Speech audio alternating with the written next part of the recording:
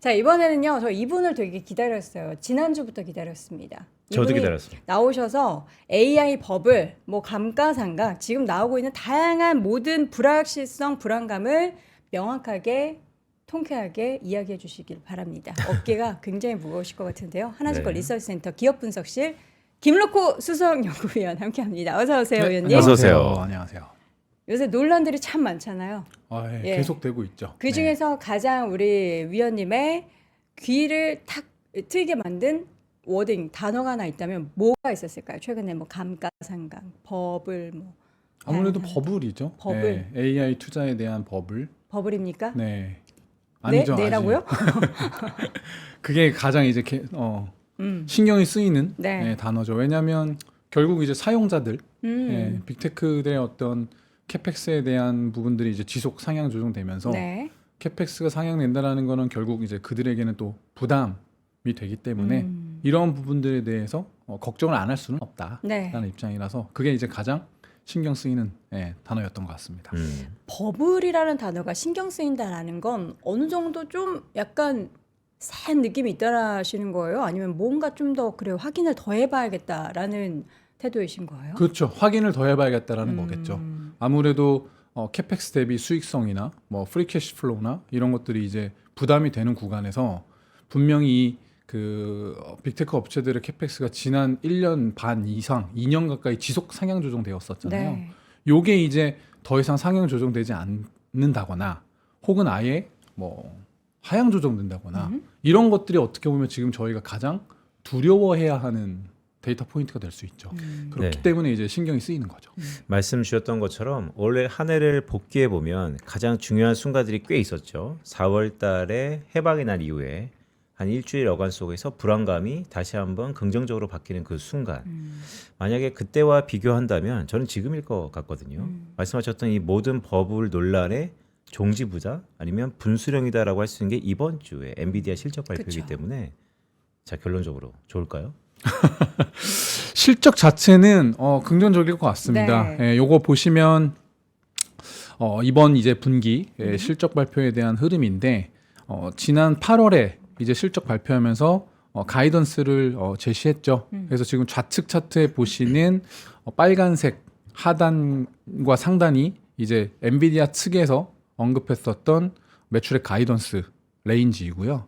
그리고 이에 따라서 애널리스트의 컨센서스 자체도 8월에 한번 확 올라갔죠. 네. 그리고 지금 9월, 10월, 11월 올라오면서 지속 상향 조정돼서 현재 시점에서는 가이던스를 상회하는 정도의 컨센서스가 형성이 되어 있습니다. 상단을 넘어버렸네요. 소폭, 딱 소폭 진짜 넘어서는 와. 컨센서스가 이제 셋업이 되어 있고요. 뭐 요 정도의 가이던스에 준하는 컨센서스에 준하는 매출액 정도는 충분히 나올 수 있을 것 같습니다. 그리고 이 매출액에는 중국 규제로 인해서 중국향 H20 매출이 이제 포함되지 않았다라는 거 좀 기억해 두실 필요가 있고 네. 다만 이제 그런 상황에서 우측에 보시면 GPM 가이던스 같은 경우에는 이제 하단이 73%, 상단이 74%거든요. 근데 지금 보시면 상대적으로 그러니까 매출액은 가이던스 상단으로 쫙쫙 계속 컨센서스에 붙어서 올라갔잖아요. 근데 지금 GPM 컨센서스 같은 경우에는 여전히 그냥 중단 수준에 머물러 있다라고 보시면 되는데 요건 이제 아무래도 초기 GPU가 이제 막 초기에 이제 양산되다 보면 어쩔 수 없이 이제 좀 원가 구조가 상대적으로 안 좋아집니다. 그리고 이게 다시 좀 물량이 이제 늘어나면서 네. 규모의 경제나 이런 것들이 나오면은 다시 또 수익성이 회복되는 그런 게 이제 반복되기 때문에 요거를 이제 뭐 매출액이 올라가는데 왜 GPM 가이던스가 안 올라가냐라고 이제 너무 부정적으로 해석하시기보다는 초기 제품 투입에 따른 초기 비용 증가 정도로 해석하시면 크게 다르지 않을 것 같고요. 당연히 이런 좋은 실적이 나오면서 다음 분기 가이던스도 긍정적으로 제시는 될 겁니다. 근데 사실 지금은 엔비디아의 어떤 좋은 실적과 좋은 가이던스가 시장에 어떤 이펙트를 준다기보다는 결국 이제 뭐 Q&A나 이런 것들을 통해서 젠슨 황 입에서 어떤 얘기들이 나올지 이런 것들이 더 주목하게 될 것 같아요. 배터리 전원이 부족하다라고 하네요. 네. 어디 거죠? 예, 저희가 충전을 안 꽂아놔가지고 네. 네, 지금 배터리 전원뿐만 아니라 시장에 그 믿음과 신뢰가 약간 부족한 것 같아가지고 그 믿음과 신뢰를 우리 위원님께서 조금 어떻게 끌어올릴 만한 그 내용은 엔비디아 실적 발표하고 나서 시장의 분위기가 그러면 젠슨 황의 입에 따라서 달라질 거는 자명한데 네네. 그게 사실 지금 입장에서는 무슨 말을 할지 모르니까. 근데 사실 젠슨왕 입장에서는 긍정적인 코멘트가 나올 수밖에 없을 것 같아요. 예, 왜냐하면 AI 관련된 부분들에 대해서도 여전히 뭐 내년까지도 물량이나 이런 것들이 긍정적일 거다라고 지속 언급해 왔었고, 그리고 솔드아웃 이런 얘기들도 많이 했죠. 네. 그리고 지금 저희가 지속 언급드리는 것 중에 하나가 뭐냐면 GPU 자체의 어떤 그 매출액 가이던스나 이런 것도 좋지만 결국은 고객들, 그러니까 빅테크 업체들이나 빅테크와 같이 이제 경쟁해야 되는 그런 상황에서 네. 중국이나 이런 업체들을 보면은 규제나 이런 것들이 상대적으로 조금 더 완화되어 있고, 네. 그리고 전력이나 이런 것들도 미국 대비 중국이 훨씬 더 수급이 편안합니다. 그러니까. 그래서 얼마 전에 사실 젠슨 황이 이러다가 보면 이게 앞지른다, 중국이. 중국과 미국이 조금 AI 경쟁에 있어서 좀 힘들 수 있다라는 표현을 썼잖아요. 그러니까 사실 그거는 어떻게 보면 투자를 더 독려하고 격려하는 정도의 코멘트로 해석하는 게 전 맞다라고 돈 더 보거든요. 빨리 쓰고 인프라 투자 확대해야. 그리고 뭐 이제 중국에 전력이나 이런 것들도 확실히 조금 더 지원을 더 잘해줘야 네, 되는 거 네. 아니냐라는 것들을 이제 어필한 부분이기 때문에 분명히 긍정적인 코멘트들이 나올 수밖에 없을 것 같아요. 근데 이제 시장에서 그런 것들을 얼마나 이해하고 아니면 젠슨 황의 어떤 코멘트에 동의를 얼마나 해줄지는 이제 시장 분위기에 따라서 달라지겠죠. 저는 개인적으로 그 부분이 좀 궁금한데요. 젠슨 황의 최근 한 달간의 행보를 보면 물론 최고의 파트너인 TSMC가 있겠지만 국내 기업들도 꽤 언급이 많이 되고 실제로 뭐 약간 우픈 소리지만 치킨도 트렌드가 되면서 날랐었죠. 네. 젠슨 황 입에서 한국 기업들이 언급이 된다면 어느 정도로 될까요? 아, 내일 뭐 실적 네. 발표 딱히 어떤 없을까요? 다른 기업들에 대한 코멘트가 나올 것 같지는 않아요. 왜냐면은 내일은 철저하게 엔비디아 실적 발표하는 날이기 때문에 네. 딱히 뭐 다른 서플라이 체인들에 대한 얘기들이 물론 이제 질의의 어떤 그런 질문이 그런 식으로 나온다면 뭐 HBM이나 이런 것들 관련해서 코멘트를 하면서 당연히 국내 업체들에 대한 얘기들이 나올 수는 있겠지만 그거 외에는 딱히 우리나라 업체들 얘기가 나올 만한 것들은 없지 않을까. 예. 젠슨 황이 우리나라에 와서 그 엔비디아 투자자분들이 다 주주다, 네. 주식 샀다 막 이런 얘기 할 때마다 팔지 말라고 계속 가지고 있으라고 막 네. 이런 얘기를 했던 게 되게 인상 깊었거든요.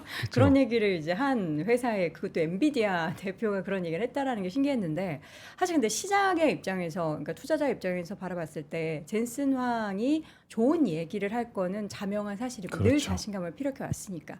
근데 분명히 시장이 듣고 싶어하는 뭔가 맥을 짚어서 그 얘기를 던져줘야 시장이 진짜 좋구나라는 믿음이 생길 수 있지. 지금까지 비슷한 얘기. 이미 뭐 완판됐습니다. 내년까지 네. 주문이 밀려 맞아요. 있어요. 이런 얘기하면 다 아는 얘기라서. 맞아요. 그래서 사실은 네.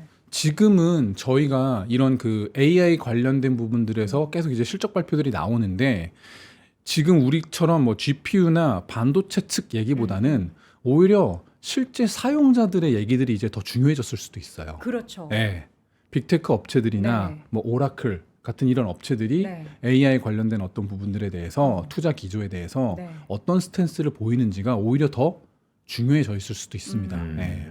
그런 면에서 구글이 최근에 좀 약간 부각이 되고 있는 건 어떻게 보면 선순환의 이 물론 뭐 구글이 자체식 개발하고 있다라고 하지만 어쨌든 GPU는 일부 계속 쓰고 있긴 하고 그렇죠. 그 기업 말고도 다른 기업도 있으니까 이들이 돈 잘 벌고 투자 계속 한다고 해야지 칩생산 기업도 좋은 거고 최근에 감가상각 얘기가 많이 지금 회자가 되고 있잖아요. 네네. 마이클 버리가 대체 뭐 무슨 얘기를 하려고 지금 디데이를 세고 있는지는 모르겠지만 그게 대체 뭐 3년이냐 5년이냐 이게 중요한 건지도 궁금하고 이게 연도수 5년이에요? 3년이에요? 그러니까 이제 감가상각에 대한 부분들을 장기화 시킨다라는 거는 그만큼 이제 부담을 완화시키는 그렇죠. 걸 의미하는 거죠. 네, 네. 그러니까 이제 프리캐시 플로우나 이런 것들에 대한 부담이 상존할 수 있으니 그런 것들에 대한 부분을 이제 재무적으로나 봤을 때 조금 이제 완화시켜서 아무래도 투자자들이 보는 어떤 그 지표, 숫자. 건전 지표 뭐 이런 것들에 대해서는 조금 더 헬시한 숫자들을 보여주고 싶어하는 니즈들이 반영된 게 아닌가라고 볼 수 있고요. 그리고 실제로 그거보단 짧을 수 있다라는 걸 감안해야 되나요? 그거는 이제 좀 두고 봐야 되는데 이런 것들이랑 연결시켜서 생각해봐도 될 것 같아요. 저희가 과거에도 이런 비슷한 일이 있었습니다. 예전에 저희 클라우드 기반 서버 데이터 센터 투자 때도 뭐 감가상각이 뭐 기존에 뭐 5년이었는데 뭐 7년으로 늘어나네 마네 뭐 이런 얘기들이 있었거든요. 네. 근데 이제 그런 과정에서 어떤 것들도 같이 겹쳤었냐면은 아마 저희가 지난번에 와서도 조금 말씀드렸었던 것 같은데 그 서버 데이터 센터에 들어가는 디램이나 이런 것들에 대한 사용 연수가 있어요. 왜냐하면 24시간 이게 계속 풀로 돌아가야 되는 시스템이기 때문에 결국 물리적으로나 정기적으로 계속 디램의 부하가 걸리고 그로 인해서 사용 연수가 좀 제한이 됩니다. 근데 이제 과거에는 저희가 디램의 서버에 들어가는 디램의 사용 연수를 보통 한 5년 정도, 4에서 5년 정도 보는 게 일반적이었어요. 근데 이제 시간이 지나면서 소프트웨어나 이런 것들도 발달을 하고 그리고 서버에 탑재되는 CPU나 이런 것들이 이제 점점 더 좋고 효율화되다 보니까 디램이나 이제 스토리지 쪽에 걸리는 부하가 축소돼요. 그러니까 실제로는 사용 연수가 4, 5년이 아니라 뭐 6, 7년, 7, 8년 이렇게 늘어난다라는 과정을 겪으면서 그때 감가상각비 뭐 증가 이런 얘기도 같이 들렸었거든요. 네. 그래서 이런 것과도 좀 접목시켜서 생각해 볼 수 있는 부분 중에 하나죠. 그러면 그 GPU 같은 경우에도 그리고 지금 뭐 마이크 버리가 지적하고 있는 그 연도수에 대해서도 5년이 아니고 이거 더 짧을 거다라고 지적하는 거는 우리가 과정을 겪어봐야지 알 수 있는 거라서 이거를 뭐 굉장히 일부러 뭐 숫자 말씀하신 것처럼 마사지해서 이거 그냥 부풀린 거야라고 보기에는 좀 어렵네요. 그렇죠. 두고 봐야 되는 이슈가 있죠. 그 이슈가 실적 발표를 앞두고 있어서 시장에 이목이 집중되었기 때문에 부각되는 건지 아니면 늘상 있었던 건지 어떻게 취급해야 될까요? 근데 원래 항상 이런 구간에서는 그런 논란들이 있었던 것 같아요. 네. 이렇게 지금 거의 2년여를 끌어왔잖아요. 네. 그러니까 저희가 지금 벌써 여기서 이렇게 반도체에 대한 얘기를 나눈 지가 한 4개월이 넘어가고 있는 것 같은데 사실 그때도 조심스러운 입장은 계속 있었습니다. 네, 조심스러운 입장은 계속 있었고 그러니까 이런 상황은 항상 그런 논란들이 있을 수밖에 없는 상황이죠. 예, 워낙에 뭐 많은 서플라이 체인들의 주가가 네. 상승해 왔고, 그렇죠. 예, 지수 자체도 뭐 같이 덩달아서 좋았었던 상황이기 때문에 네. 리스크에 대한 체크는 항상 해야 되는 거고요. 그런 리스크에 대한 어떤 부분들, 그러니까 뭐 저희가 방금 전에도 뭐 버블 이런 대화도 나눴지만 그런 얘기들이 나올 때마다 어쨌든 예민하게 반응을 할 수밖에 없는 거고. 근데 이제 계속해서 경쟁해야 되는 상황들, 그리고 단순하게 지금 저희가 이제 막 2년 넘어가고 3년 차 넘어오면서 실제로 이제 사용자들의 저변이 엄청나게 넓어지고 추론 AI가 이제 고도화되면서 추가적인 수요들도 보이기 시작했거든요. 그러니까 뭐 예를 들어 과거에는 지난 2년 동안은 반도체 쪽에서 메모리 쪽에서만 놓고 보면은 HBM에 굉장히 그 수혜가 집중되었다면 네. 최근에는 추론 AI가 이제 고도화되고 사용자가 넓어지다 보니까 뭐 키밸류 캐시 같은 것들을 따로 이제 저장하기 위해서 일반 디램이나 스토리지 쪽 수요가 같이 올라오잖아요. 네. 그러니까 이런 파생 효과들이 생긴단 말이에요. 그래서 아직 이게 막 투자도 더 열심히 돼야 되는 상황이고 그리고 이제 추론 AI 쪽은 훨씬 더 고도화가 많이 될 거예요. 왜냐하면 올해부터 빅테크 업체들의 자체 에이직 추론 AI들이 이제 막 레벨이 꽤 올라와서 나오게 됩니다. 과거에는 뭐 끼키야 100기가도 채 안 꽂았던 그런 추론 AI들이 이제는 200기가씩 꽂고 나오거든요. 그럼 이제 여기서부터 빅테크 업체들의 실질 경쟁이 시작되는 걸 수도 있죠. 그래서 아직까지는 저희가 뭐 GPU나 이런 것들만 보면서 뭐 보기보다는 이제는 추론 쪽으로 저변이 지금 넓혀지면서 시장 자체가 커지는 저희가 그 얘기를 계속 했었던 거잖아요. 네. 그러니까 그런 부분들에서 이제 다시 한번 실마리를 찾을 수 있게 될 거예요. 아직은 괜찮다. 투자를 더 해야겠구나라는 것들에 대해서. 그러니까 추론의 시장은 또 다른 지평을 연다라는 생각이 드는데 우리가 이렇게 여러 가지 이견이 있을수록 가장 주목해야 되는 것은 데이터의 힘이잖아요. 최근 서버 가격이 얼마나 오르고 있습니까? 서버 가격 자체가 얼마 오른다라고 표현하기는 조금 어려운 것 같고요. 네.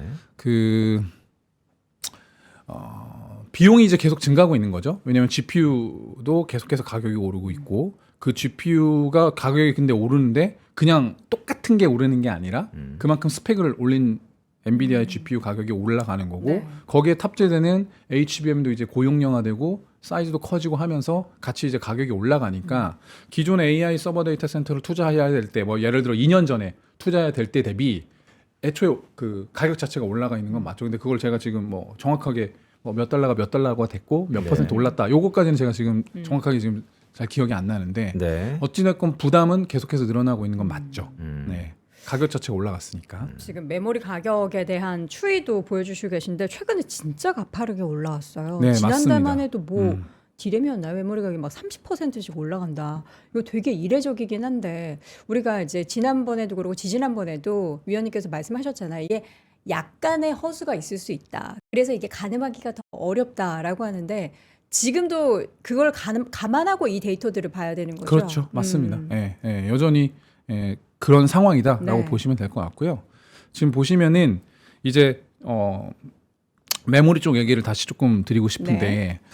지금 서버 중심으로 이제 수요가 올라오면서 DDR4, 5 가격이 지금 연일 오르고 있습니다. 네. 지금 좌측 두 개의 차트, 좌측 왼쪽 차트랑 가운데 차트 정도 봐보시면 네. 25년 1월부터 25년 한 5월까지 이제 현물 가격이 쫙 DDR4 가격이 올랐었잖아요. 네. 그러다가 잠깐 정체 기간을 겪었었죠. 이렇게 잠깐 정체 기간을 겪었습니다. 그러다가 지금 25년 9월 이후로 급등했습니다. 그리고 DDR5도 마찬가지죠. DDR5도 현물가 같은 경우에 25년 1월부터 25년 9월까지 오르긴 올랐어요. 네. 근데 거의 뭐 지금은 티가 안 날 정도로밖에 못 올랐죠. 그러다가 지금 25년 9월 이후로 급등을 했습니다. 이게 지금 DDR4, 5 현물 가격이에요. 근데 사실 그래서 현물 가격은 정말 말 그대로 이런 것들이 더 많이 껴 있을 수 있습니다. 네. 그 허수나 이런 것들이. 그래서 현물 가격이 이렇게 튀게 된 거고 이때 이제 저희가 와서 말씀드렸던 게 그 갑자기 일반 디램 쪽 서버 쪽 중심으로 수요가 세졌다. 네. 그게 이제 여기서 지금 언급드린 뭐 키밸류 캐시나 이런 것들이 증가하면서 HBM뿐만 아니라 일반 디램에 대한 수요가 증가하는 게 깔려 있는 거에다가 플러스 사용 연수나 이런 것들이 이제 차면서 CSP 업체들이 더 이상 디램 이제 교체 미룰 수 없다. 이런 것들이 이제 겹치다 보니까 이런 식으로 온 거고요. 그리고 또 하나는 서버 쪽에 대한 수요가 주문이 급증하다 보니까 네. 당연히 전자나 닉스 같은 업체들은 서버 쪽 공급을 늘리려는 캐파 올로케이션을 진행을 하시죠. 그렇게 되면 PC랑 모바일 쪽 고객들 같은 경우에는 안 그래도 타이트한 수급 상황에서 공급이 더 줄어드는 것들을 예측이 되니까 네. 그러면 내가 더 빨리 쟁여놔야겠다. 네. 디램을 내가 갖고 있어야겠다. 그런 것들이 이제 저희가 뭐 일치적인 선제적인 재고 축적이나 이런 가수요, 그러니까 실수요보다는 미리미리 재고를 축적하는 가수요가 지금 겹치는 구간일 수밖에 없어요. 왜냐하면은 가격이 상승하는 게 자명하기 때문에 어찌됐건 쟁여야 각 돼. 모든 업체들의 구매 담당자들은 디램을 내가 얼마나 빨리 잘 확보하느냐가 또 그들의 롤이잖아요. 그렇죠. 예. 그래서 지금은 이런 것들이 머리 아프겠네요. 쏠릴 수밖에 없는 상황인 거고. 근데 이런 거는 원래 항상 반복되는 겁니다. 뭐 이번에만 가수요가 있고 이번만 오버부킹, 더블부킹이 아니라 이런 다 것들이 필요한 시기가 좀 비슷비슷하게 네, 겹치니까. 그렇죠. 그러니까 그리고 이제 공급이 제한되어 있으니까. 네. 그래서 사실 이런 것들 때문에 뭐 저희가 지금 AI 버블 논란이나 이런 것들이 있음에도 불구하고 지난 1개월간 필라델피아 반도체 상위 10개, 시가총액 상위 10개사 플러스 또 대만이나 뭐 이런 데 상장되어 있는 메모리 업체들 주가 수익률인데요. 지난 한 달간 주가 수익률이 가장 좋았던 게 대만의 난야와 윈본드 네. 메모리 업체입니다. 무려 이렇게 논란이 많은 구간에서도 50%, 60%의 주가 상승을 경험했고요. 하이닉스랑 마이크론도 각각 30%, 20%대 올라 있습니다. 그러니까 지금 보시면은 뭐 AMD, 엔비디아 이런 업체들 지금 4, 6%밖에 못 올랐잖아요. 근데 그거에 비해서 메모리 업체들의 주가가 상대적으로 매우 견조하죠. 왜냐하면 저희가 AI가 당연히 메모리도 AI 관련해서 이런 수요들이 야기되고 있기 때문에 저희도 여기서 완전히 자유로울 수는 없죠. 네. 다만 다른 쪽 대비 이 메모리의 수급 밸런스 자체가 워낙에 타이트하다 보니까 상대적으로 훨씬 더 헬시하다고 느끼는 거죠. 그렇기 때문에 주가도 그에 반응해서 상대적으로 훨씬 더 견조한 흐름을 보여주고 있다라는 네. 부분들. 자, 이 가운데 삼성전자와 지금 SK하이닉스에 대한 데이터를 가지고 오셨는데 이거 목표가 언제 올리신 거예요? 요거는 저희가 지난주에 올렸습니다. 지난주에 네. 삼성전자 삼성전자 하이닉스 실적 발표 이후에 저희가 아마 그때도 와서 실적 발표 이후에 의미 있게 아마 컨센서스가 올라가고 네. 목표 주가가 상향될 것 같아요라고 이제 말씀드렸었잖아요. 네. 그리고 그 이후에도 네. 아마도 디램 가격이나 이런 것들이 저희가 추정하는 것보다 4분기가 진행되는 과정에서 계속해서 상향 조정될 수도 있다라는 말씀을 드렸었죠. 네. 그래서 실적 발표가 한 지가 벌써 이제 10월 말, 그러니까 그쵸. 2주 정도밖에 안 됐는데 음. 그 사이에 사이에. 또 디램 가격이 저희가 추정한 것보다는 좋을 것 같아서 해서 상대적으로 디램 가격 가정을 상향 조정했고요. 그래서 그러면서 지금 삼성전자 목표 주가를 14. 14만 원으로 상향 조정했고 내년 영업이익을 저희가 지금 95.8조 거의 뭐 100조가 이제 코앞인 와. 상황 정도로 추정을 하고 있습니다. 지금 4분기 실적 영업이익도 지금 엄청 올라가고 있던데요? 16조. 네, 그렇겠죠. 그러니까 지금 저희가 말씀드렸던 네. 것처럼 지금 메모리 가격 자체를 네. 4분기 내 메모리 가격 자체를 저희가 분기 초에 봤었던 것 대비 그리고 지금 분기 중간에 보는 거 그리고 아마 또 시간이 지나서 네. 뭐 12월 넘어가면 원래 봤던 것보다 또 세네 이러면서 또 상향 조정될 여력도 남아 있습니다. 네. 그러면 지금 10만 원에서 지금 계속 19 하면서 왔다 갔다 하잖아요. 이렇게 변동성이 있어도 내년을 바라본다면 삼성전자나 뭐 SK하이닉스도 그렇고 투자를 멈출 이유는 없네요. 그렇죠. 그러니까 네. 아까 전에 보여드렸던 것처럼 AI 버블 논란에 있어서도 메모리가 상대적으로 훨씬 더 안정적인 업황과 주가 흐름을 보여줬고 근데 그 안에서 보면은 삼성전자가 유독 또 못했죠. 그러니까 그 주가가 다른 업체들은 막 50% 60% 그런 거고 심지어 마이크론이랑 하이닉스도 30% 20% 오르는 와중에 삼성전자는 4%밖에 못 올랐단 말이죠. 그래서 같은 메모리업을 공유하고 있음에도 불구하고 상대적으로 너무 주가는 버티지 못한 부분들이 있습니다. 오히려 더 견조했어야 되는데 그래서 그런 부분들을 감안하면 삼성전자에 대해서는 주가적인 측면에서 조금 오히려 쫓아가야 되지 않겠느냐라는 투자 아이디어도 드릴 수 있을 것 같고요. 다만 그러면은 왜 이렇게 다른 업체들 주가는 견조한 반면에 네. 삼성전자 혼자 조금 이렇게 헤맸냐라고 이제 원인을 찾아보면 하이브리드 업체로서의 한계도 있을 수 있습니다. 네. 네.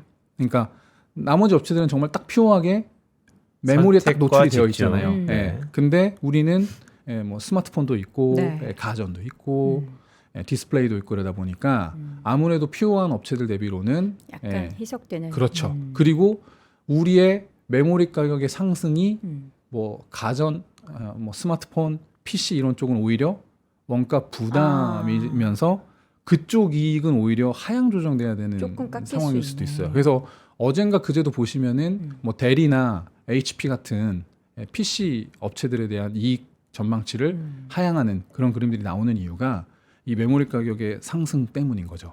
그래서 근데 뭐- 요것도 사실 항상 저희가 주목해야 되는 포인트예요. 근데 삼성전자에서 만드는 메모리인데 어떻게 삼성한테 납품할 때 조금 더 싸게 해주지 않을까요? 그런 건 없나요? 왜 그냥 주지 왜? 아니, 뭐 그냥 주면 더 좋고 예, 그런 거 없을까요? 왜 이렇게 그럴 수는 없죠. 그럴 수는 그래요? 없죠. 그 예. 가격이 무조건 이게 정해져 있는 가격으로 해주는 예, 어느 정도는 뭐 그래요? 있을 수가 있겠지만 내부 이게 사실은 디스카운트 뭐 없나요? 이게 네. 딱 디램 3사가 이제 과점하고 있는 인더스트리이기 때문에 그런 식으로 따로 이제 베네핏을 줄 수는 없습니다. 왜냐면은 그러면은 삼성전자 디램을 가져가는 다른 고객사들 입장에서 삼성전자도 저렇게 디스카운트 해주는데 우리도 모를 수 디스카운트 있잖아요. 해줘. 그 가격. 그럼 안 되는 거군요. 예, 여러분 저희 바람을 좀 한번 녹여봤고요. 네, SK하이닉스의 TP도 지금 사실 지난번에 실적 발표 직전에 나오셨을 때는 그때 이제 5에서 앞자리가 달라질 겁니다고 6으로 올리셨더라고요. 근데 그것도 되게 보수적으로 하시는 거다라고 말씀하셨는데 지금 이제 보수의 그 고삐를 푸신 것 같아요. 맞습니다. 85만 원. 네, 맞습니다. 예. 드디어 푸셨어요. 결국 이제 뭐 밸류에이션을 어떻게 애널리스트가 바라보느냐에 네. 대한 관점인데 저희가 이번에 그 HBM에 대한 가치를 조금 별도로 평가할 필요가 있지 않겠느냐라는 생각으로 해서 네. 메모리 가치와 HBM 가치를 좀 따로 평가하는 툴을 선택했습니다. 네. 그래서 하이닉스의 HBM을 제외한 일반 디램과 낸드 부분에 있어서는 기존 글로벌 동종 업체들의 평균 EV의 EBITDA인 5.2배를 적용해서 327조 원 정도의 가치가 될 것 같아요 라고 추정을 했고요. HBM은 이제 따로 해서 멀티플을 8.5배를 적용했습니다. 그게 글로벌 컨센서스입니까? 이 HBM은 글로벌 컨센서스라는 게 사실 존재하기는 어렵죠. 왜냐하면 메모리 네. 업체들이 하는 일부 아이템이기 때문에. 네. 그래서 왜 8.5배를 적용했냐면 파운드리 업체들 평균을 갖고 왔습니다. 파운더리 업체들의 평균. 네, 그러니까 TSMC, 뭐 글로벌 파운드리 이런 네. 업체들의 평균을 가져왔고요. 왜 파운드리 업체들의 평균을 가져왔냐면 HBM의 현재의 어떤 공급 형태, 계약 조건 자체가 파운드리와 매우 유사합니다. 가격을 픽스 시켜놓고 물량을 전부 고객들이 가져가는 이런 형태가 일어나고 있죠. 공급자 위주의 시장. 공급자 위주의 시장, 뭐 그렇죠. 그러니까 가격이 픽스돼 있는 거죠. 네. 왜냐하면 디램이랑 낸드 같은 경우에는 지금 저희가 보셔도 아시겠지만 최근에 어떤 한 달, 두 달간의 가격 급등으로 인해서 저희가 원래 추정했던 것 대비 가격을 막 저희가 상향 조정하는 일들이 일어나면서 네. 실적도 상향 조정되는 거잖아요. 근데 HBM은 그렇지 않죠. 음. 그러니까 뭐 예를 들어서 얼마 전에 이제 뭐 하이닉스가 실적 발표하면서 주요 거래처와 HBM4 관련해서 수익성이 훼손되지 않는 수준의 가격을 네. 협상을 올렸다. 맺었다라고 이제 말씀을 하셨고 뭐 26년 솔드아웃 상황이다 네. 이런 식으로 이제 언급을 하셨단 말이에요. 그렇다는 얘기는 HBM에 관련된 어떤 가격이나 물량이 이미 픽스된 상태에서 내년 이익 추정치가 어떻게 보면 약간 고정값으로 들어가 있을 수 있다라는 거죠. 네. 그래서 여기서 보시는 것처럼 메모리 업체들의 평균이 5.2배인 반면에 파운드리 업체들의 멀티플이 8.5배로 60% 할증이 되어 있거든요. 이게 실적에 대한 영속성에 대한 프리미엄을 주는 거예요. 네. 메모리는 가격이 막 변동이 생기면서 네. 적자도 나다가 흑자도 나다가 막 이러잖아요. 네. 그러니까 여기는 실적에 대한 영속성이 없는 인더스트리니까 인더스트리 자체에 멀티플을 조금 낮게 주는 거죠. 반면에 파운드리는 고정. 워낙에 고정값으로 이익이 이제 영속성이 있는 인더스트리라고 평가를 해주시니까 예, 무려 메모리 대비 60% 할증을 해서 거래가 되고 있는 거잖아요. 그래서 HBM 같은 경우에도 지금 하이닉스가 HBM4에 관련돼서 우려들이 있었죠. 뭐 삼성전자랑 마이크론의 HBM4 초도 물량부터 같이 뭐 들어와가지고 가격에 대한 부분들이 조금 흔들릴 수 있고 수익성도 흔들릴 수 있다라는 우려들이 한 7, 8월에 존재했는데 지금 현재 시점에서는 보니까 그렇지 않은 것 같잖아요. 예. 그렇죠. 여전히 경쟁 우위가 보였잖아요. 그렇다면 하이닉스 HBM에 대해서는 여전히 경쟁 우위를 갖고 있고 그리고 사실 수익성도 TSMC 전사 수익성보다 아마 높을 겁니다. HBM의 이 수익성이 TSMC의 전사 수익성보다 오히려 위일 거예요. 그러면 사실 그만한 가치를 줘도 되지 않을까? 물론 뭐 향후 한 3, 4년, 4, 5년이 지나서 네. HBM이 뭐 약간 현재의 공급 형태나 계약 조건이 아닌 또 다른 형태로 바뀔 수도 있어요. 그쵸. 근데 지금은 그거를 저희가 함부로 추정할 수도 없고 일단 기본적으로 예상할 수도 다 없고 팔렸으니까 내년까지는 고정. 그렇죠. 그리고 HBM4에서 일정 부분 우리가 경쟁 우위를 확보했다라는 거는 이 다음 버전이 4E 어차피 4에서 4E도 약간 조금만 기술만 바꾼 거기 네, 때문에 4E까지도 하이닉스의 경쟁 우위가 유지될 가능성이 높다라고 해석을 해보면 향후 2년 이상 정도는 하이닉스의 경쟁 우위가 여전히 확인이 된 거다라고 이제 저는 판단을 하니까 그러면은 HBM에 대한 부분을 멀티플을 줘서 따로 같이 산정을 해보자 네. 해서 했더니 무려 HBM 가치만 255조가 나오니까 요거 합산으로 해서 목표가 80만 원까지는 저희가 제한 드릴 수 있을 것 같습니다. 또 해서- 금방 어떻게 올리실 수 있는 시장 환경이 또 마련되면 또 근데 더 열려 근데 있는- 이제 여기서 이제 재밌는 거는 네. HBM 같은 경우에는 일정 부분 이제 고정값이 고정. 돼 버리니까 맞아요. 여기까지는 이제 저희가 이제 이번에 목표 주가를 올릴 수 음. 있는 배경에는 HBM에 대한 가치 평가를 제가 어떻게 했느냐에 따라서 이제 달라진 네네. 거고 네. 앞으로 숫자가 올라가는 거는 이제 일반 메모리 쪽에서 더 가격이 많은- 어떻게 되느냐에 따라서 이제 저희가 목표 주가를 올릴 수가 있게 되겠죠. 그러니까 되게 리저너블한 접근이죠. 음. 그러니까 HBM의 초격자는 SK하이닉스에서 왔다라는 것을 SK하이닉스의 주주분들은 의심했던 분들은 별로 없었던 것 그쵸. 같아요. 근데 가장 중요한 건 그 접근법과 논리를 찾았었는데 아까 파운더리 업체 밸류에이션을 적용했다.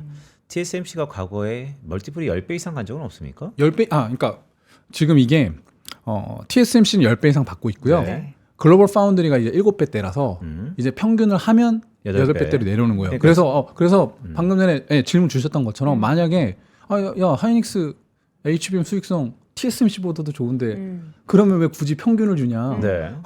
더 줄 수도 있지. TSMC의 EV 에비타보다 더 줘도 되는 거 아니야? 네. 아니면 그냥 동등한 수준으로 10배 정도 되는 거 아니야? 하면 또 더 올릴 올릴 수도 수 있는 여력은 또 생깁니다. 그러니까 지금 우리 위원님께서 고삐를 풀었다라고는 하지만 그래도 너무 또 막 저기 뭐 제일 좋은 걸로 이제 제시하기보다는 그래도 혹시라도 모르는 것에 있어서 약간의 좀 중심을 좀 잡는다라는 점에서 8.5배를 맞습니다. 적용하셨다라는 예, 맞습니다. 겁니다. 마음속에는 10배이실 수도 있어요. 근데 이제 시장에서 너무 또 이렇게 막 이렇게 들크게 만들면 안 되니까 8.5배. 그리고 이제 저희는 어느 하나에 네. 이런 정도의 밸류에이션도 필요하지 않을까요? 네. 이제 제안을 드려보는 거고 네. 이거에 대해서 이제 시장이 어떻게 평가하시고 어떻게 해석하느냐 결국 이제 공감대가 형성이 되어야 이런 것들이 이제 같이 올라갈 수 있는 부분들이기 때문에 그러니까 매우 좀 중요한 부분인데 결국 저 개인적으로는 이제 업사이드 뭐 포텐셜이 있다라고 좀 느끼고 있는데 이런 접근법이 삼성전자도 HBM 시장에 이제 진입을 하지 않습니까? 네.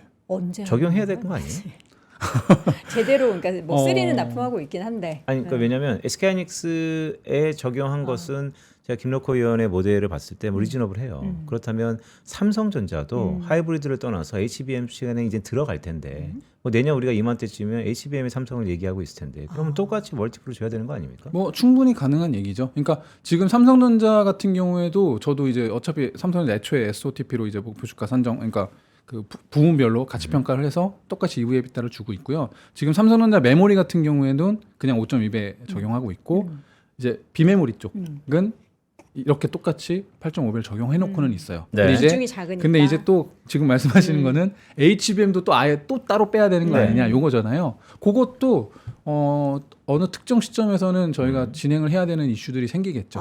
근데 이제 HBM의 지금 매출액 자체가 올라오는 것도 중요하지만 HBM으로 차별화된 수익성을 실현하느냐가 사실 관건이긴 합니다. 그러니까 하이닉스가 이런 식으로 저희가 기존에 막 PBR 뭐 상단 뭐 2.1배 이렇게 목표 주가 산정하다가 이거 이제 못 하게 된 게 결국 HBM이 아예 별도의 가치를 만들어 버리니까 네. 기존 밸류에이션 툴로 설명이 안 되게 된 거잖아요. 그렇죠. 거기에는 절대적인 이 높은 수익성, 아까 전에 TSMC 전사보다도 더 좋은 수익성이 나오기 때문에 이게 가능한 거기 때문에 삼성전자 HBM 매출액은 무조건 늘어날 거예요. 왜냐하면 내년부터는 빅테크 업체들의 에이직 관련된 HBM이 탑재되기 시작하는데 이미 하이닉스가 솔드아웃 상황이라면 그 수요에 대응할 수 있는 거는 전자와 마이크론밖에 없습니다. 그래서 삼성전자 마이크론의 HBM 매출액은 무조건 늘어날 거예요. 지난 2년 대비. 왜냐하면 지난 2년 동안은 너무 엔비디아 중심의 어떤 HBM 수요가 있었다면